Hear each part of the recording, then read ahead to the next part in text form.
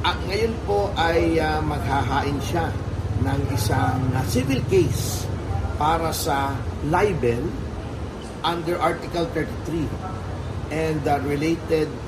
articles ng Civil Code dahil po sa mga sinabi ni Yuse Claire Castro sa isa niyang vlog na pinalalabas niyang may mga ginawang mali at paglabag sa batas si Congressman Leandro Leviste doon po sa pagbebenta ng shares ng SP New Energy Company sa MGen na ito daw di umano ay lumabag sa prangkisa na iginawad ng lehislatura. May mga sinasabi pang ito ay mabilis na naibigay noon. So there are